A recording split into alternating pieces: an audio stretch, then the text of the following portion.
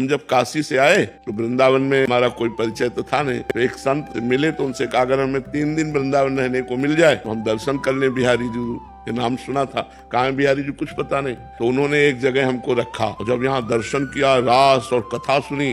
उस समय बड़े सिद्ध महापुरुष थे मथुरा दास जी, भक्तमाल की चर्चा करते थे, बड़े सिद्ध। अब तो मन रम गया। जिस आश्रम में रखा वहाँ संत सेवा होती थी, तो वहाँ हटाने का कोई नाम नहीं था। तो 2-3 महीने व्यतीत हो गए, लेकिन वहाँ वातावरण जो था वो आश्रम का था और काशी में घाट में रहते एकांत वातावरण में, तो एकदम मन भागा कि एकांत मिलना चाहिए जिससे हम निरंतर भजन कर सके। अब वहाँ एकांत तो हमारा कोई परिचय नहीं। तो मदन मोहन का टीला देखा है, इस टीले पे चढ़ करके एकांत में दोपहर के समय खूब रोए भगवान से आर्त भाव से। 1 रुपया पास नहीं, एक व्यक्ति से परिचय नहीं, 1 इंच जगह नहीं, बिल्कुल अकिंचन ऐसे खूब रोए कि भगवान मुझे वृंदावन वास दे दो। कहीं भी अगर एक कोने में मैं पड़ा रहूं, वृंदावन से कभी बाहर न जाऊं, तो मेरा जीवन सार्थक हो जाए। प्रभु अब मैं रास के बिना नहीं जी सकता, अब मैं वृंदावन के बिना नहीं जी सकता। उस समय उड़िया बाबा में रास हुआ करता था, अब तो सब परिवर्तन हो गया। ये स्वामी रासाचार्य श्री राम स्वरूप जी का पांडाल, यहाँ रास होता, पांडाल टूट गया। अब तो बड़ा समय आधुनिक आ गया है, जगह जगह बिल्डिंगे, तो बहुत लता पता सब। रोए बच्चा, जब खूब रोए, घंटों रोए, तो रो करके सोचा कि अब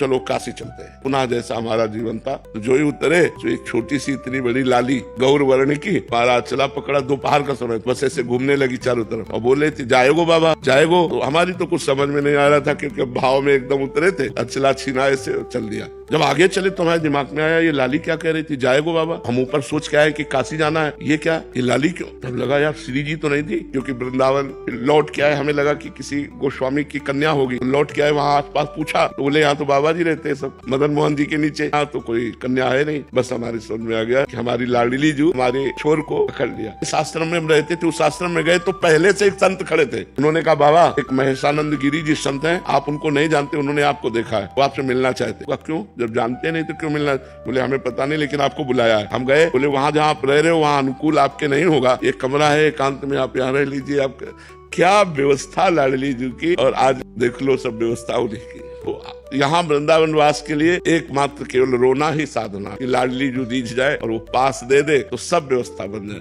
यहाँ कोई धन बल से वृंदावन नहीं रह सकता, क्योंकि पास जब तक नहीं होगा तब तक वृंदावन वास नहीं होगा।